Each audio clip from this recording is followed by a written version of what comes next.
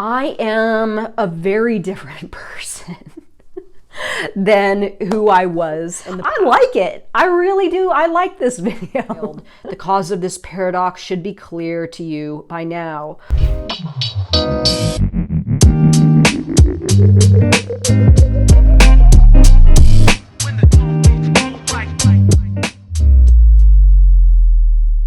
Hello, hello, hello, Transurfer and the Transurfing Curious. My name is Renee Garcia, guys. And this is TransurfingTV. And today on TransurfingTV, you know, I'm starting to realize that, like, it doesn't really matter what I talk about, and it doesn't really matter what you watching me, what it is that you're hearing, as long as you're hearing something in line with reality transurfing, your day is going to be better, right? I mean, I'm starting to notice that it doesn't matter if I put like a ton of thought into a lesson or a video, or if I just read a random part of the book and like break it down from my perspective, it all creates the same result. If we continue to connect with this knowledge in any way, from the big ways like detaching from massive pendulums in your reality, to the little tiny practical ways like reprogramming stickers, or, just being reminded to like lower levels of importance or whatever, it all just collectively helps you to create a new reality. I mean, that's what it boils down to. My dogs are running overhead. Oh, it sounds like a little like race now. I'm hoping that it's not going to be too distracting. So anyway, I was thinking about what I wanted to film today, and then I picked up this book. This is probably my most cherished reality transurfing book, even more so than Reality Transurfing Steps 1 through 5. It's a little tiny book. Like, look at it. It's just this little tiny thing. I think it's barely even 100 pages. But there is just pure magic in this. There were only a number of these made. There's only one edition. You can find them on eBay. Sometimes you can scoop them up for, I don't know, 20 or 30 bucks. This one was brand new. This is probably the 5th one that I've bought. I give them away a lot. But, this is just an absolute gem of transurfing knowledge. And I just opened up to a random point, and I think I'm going to read this and then break it down. I'm not even sure necessarily what it's about. I saw something about lowering polarization, so it kind of sounds interesting. But before I do, remember to like this video, comment below, subscribe to this channel, join us on the Facebook group, the International Transurfing Institute Facebook group. Follow me on Instagram, reality_transurfing. And if you are interested in a course, links below, check out the website. There's the t-shirts, all the awesome t-shirts and transurfing apparel. Check it all out. And anything your little transurfing heart desires is definitely in the links below. Okay. I think I'm just gonna read for a few minutes, and then I'm gonna break it down from my perspective and give my 2 cents. It turns out that orderliness gives rise to an even greater disorder. I like where this is going already. What will happen if you continue to tighten the screws? The spokes won't come loose ever again, but ultimately something might break down. Apparently, in order to lower polarization, you need to weaken the spokes that have been tightened too hard. How do you do this? You should dilute orderliness with a dose of sensible disorder. Oh my God, I love it. There are tons of ways to do this. Jump on the bed, bash your partner with pillows, or let out strange sounds. Shove and push people about, go around on all fours, and basically come up with other ways of getting into mischief. Oh my God.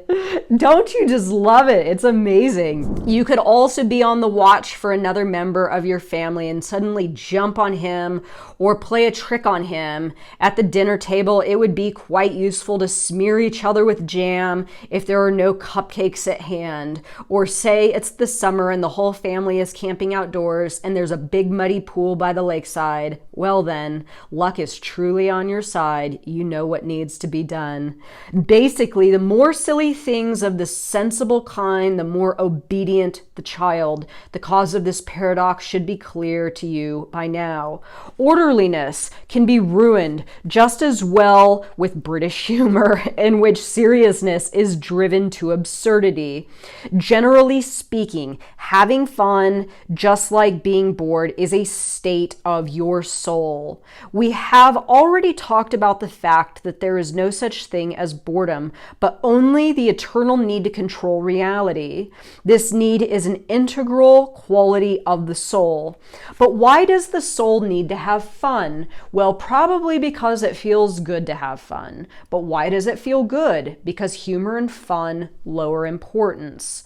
It is impossible to control reality when you've got excess potential blocking the energy of intention and distorting the world mirror. After all, if you make somebody bend over backwards and tie him up, won't his body feel discomfort? Your soul experiences the same kind of discomfort when it is squeezed in a vice of excess potential, and they are always there to a certain extent. The anxious mind is always twisting the arms of the soul. When fun lowers tension, the soul finds its freedom. And this is why it feels good when you're having fun. That is what the comfort of the soul feels like. And it is just as real as any physical sensation. But in principle, the correction of the mirror can be done without humor too. If your personality is not predisposed towards fun and mischievous tricks, then you simply have to think about where you could weaken the steering wheel. Any coercion, when it is inevitable, should be diluted with freedom of choice. For example, do you want to do the dishes or go out to the grocery store? Even discipline turns into a matter of free will if it is based on a conscious necessity. If a grown-up is dictating the rule, you can't, and that's the end of it. Supporting this with the argument simply because, then he is not a grown-up at all, but a foolish child with power. Wouldn't it be better to discuss the matter as equals and model the situation by the principle, what would happen if? Coercion distorts the mirror and therefore yields the opposite result. In order to remove polarization, you have to re-examine your strategy and move from demonstrating power to winning respect and replace authoritarianism with trust relationships. Instead of coercion, the much preferred option would be to make the child want to do what is required of him. To do this, you need only to come up with a way of turning what is a burdensome duty for a child into a method of increasing his significance. Confirmation and strengthening of one's personal significance lie at the basis of motivation of all people, and children in particular. The best tools for interaction with children are frailing principles which have been outlined in the book Reality Transurfing. So I think I'm going to stop there. I know that this is probably, from what I've read, showing up in the chapter, it's a correcting the mirror. So I am a very different person than who I was in the past. And I realized this in a big way recently when I was writing my book, my Reality Transurfing book. And I really went about telling stories of my life and experiences that I've had with transurfing after I found Reality Transurfing and before I found Reality Transurfing. And, you know, I was a tightly wound person. There's really no other way to say it. I've always been somewhat powerful. I'm able to click into certain intentions and visualize slides and move towards my goal rather quickly. And in that regard, I've always been relatively powerful. But one of the things that has been very distinct for me throughout this last 10 years of my life, for leading up to transurfing and my downward spiral to the lower levels of reality, and then finding reality transurfing and practicing it in the way that it's given to us in the body of knowledge created by Vadim Zeland, you know, one thing that I have really come to understand is this idea of holding on too tightly. And I know that I don't fit the conventional mold for my role. I mean, I once did consider myself to be like a transurfing instructor or a transurfing coach or whatever. I really don't think that way anymore. Now I just want to be a transurfer that's showing other people interested in this, what this knowledge can do for the individual. But I know a lot of people have taken to criticizing me privately and in private messages and stuff like that, and even Vadim Zeland, that I wasn't doing it right? You're doing it wrong, and you're not taking it seriously enough, and you're being too playful, or you're being too provocative.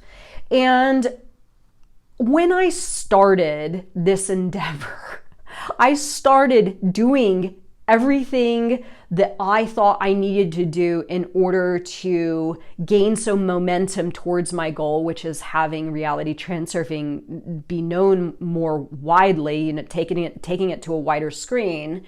But I was doing it in my old ways, and I was using a lot of inner intention, and I was taking things way too seriously, and I was trying to fit the standards of the pendulums, you know, telling me that thought leaders act this way, and, you know, model yourself after people like, you know, Abraham Hicks and Joe Dispenza and all these different characters that, in my opinion, are doing exactly what Vadim Zeland is talking against in this book. Really, like, you know, the spokes are too tight. The spokes are too tight. There's no room to be silly or to act crazy or to crawl on all fours or to crack inappropriate jokes. And I could see this pretty quickly, that if I kept going, and this applies to everything that I'm doing in my life right now, not just the reality transurfing thing, but I could see very quickly that if I continued in the same fashion that I always had with this new endeavor, I would ultimately arrive to the exact same place, not liking the thing anymore, being disinterested, not being satisfied with my results, comparing the standards of, you know, the whatever it is that I've achieved, comparing my achievements to other people that I have deemed you know, successful, all that kind of junk. And when I decided that I was just gonna fucking let go, you know, and whatever, I'm going to be me. I'm going to laugh. I'm going to tell inappropriate jokes. I'm going to dance on TransurfingTV, right? A lot of people in the beginning threw a lot of shade at me for being like this, but really what it was that I was doing is exactly what I just read. I'm loosening everything up. I'm allowing myself some room to fucking breathe. You know what I'm saying? Some room to tap into my soul frail, some room to have an idea and then move on it, execute it without going into a state of analysis where my mind talks me out of it when my heart is saying, just do it. Who cares? I mean, a lot of what I'm doing now, and again, not just with transurfing, but with all of my different endeavors in life, my approach is to keep my importance levels low, for the exact reasons that Vadim Zeland is talking about, what I just read, keeping my importance levels low, which lower the levels of excess potential. And I show an image to my mirror of me having fun, me accepting myself, me feeling satisfied with what it is that I'm gaining from my energy and my endeavors. And in me showing the mirror this stuff, I'm liberated. I'm free. I still make money. I still make a good living. I still have respect from some people. Maybe not everybody. I mean, even Vadim Zeland at a certain point was like, no, you can't act like that. You need to act like this. And I was like, no, I don't need to do anything that anyone tells me other than what my heart's telling me to do. And it is serving me well. So there were a few moments in the first, months of me finding transurfing where I read stuff like I just read you. I remember specifically there was a moment in some part of this book. I was laying out on the grass. I've talked about this before.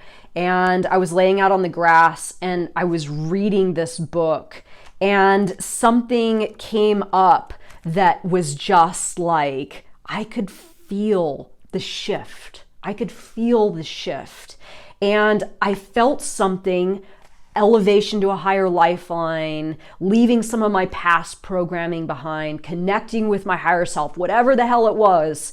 I felt it. I felt it. And I stopped and put the book down for a second, and this wind came through the trees and rustled the leaves. And I was probably in the most enlightened and liberated place I'd ever felt in my entire life. It was the best sensation I ever had, accessing knowledge and feeling it really seeping into my being and working. And I set the book down for a second and just enjoyed the moment, felt that breeze come through and heard those leaves, picked the book back up, and I swear to God, the next sentence was, "Did you just feel that?" Those were the winds of outer intention. And my head just about fucking exploded. I have to say, my head just about exploded.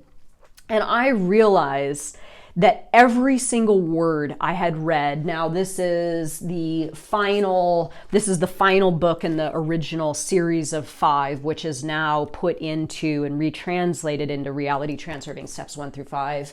But by the time I had gotten to this, the last one, and had those moments like I just described, I was sold, and I don't lose connection with stuff like I just read. As soon as I feel that I'm operating from a place where those spokes are tightened, or I'm using too much inner intention, I'm taking myself too seriously, sometimes I will film something. Maybe this video is a perfect example, or a dance video, or some other little piece of content, and I'll look at it and I'll be like, I don't know, should I say that? Should I address that? Should I, maybe I sweared too much. And as soon as I have that thought, right? When I start comparing myself to the standards of something else, I know then that I'm onto something, and I absolutely need to make whatever that is live. It's like my green light. I act in the opposite direction of that older version of myself.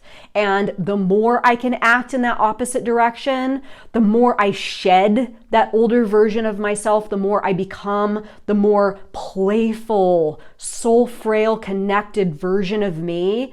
And it's fucking delightful. I mean, there's no other way to put it. It is fucking delightful. It is an absolute breath of fresh metaphysical air, if there ever was one.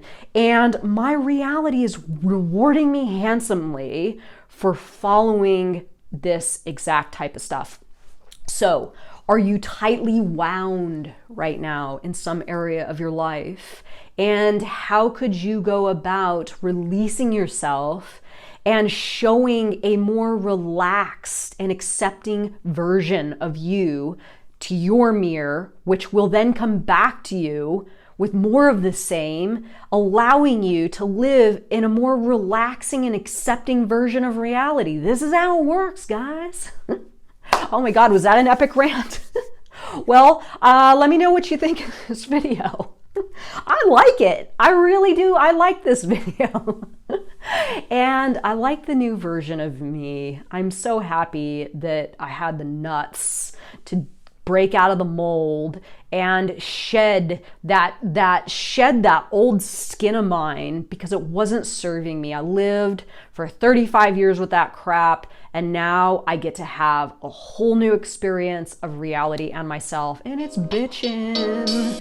So let me know your thoughts, and I'll see you next time. Bye, guys.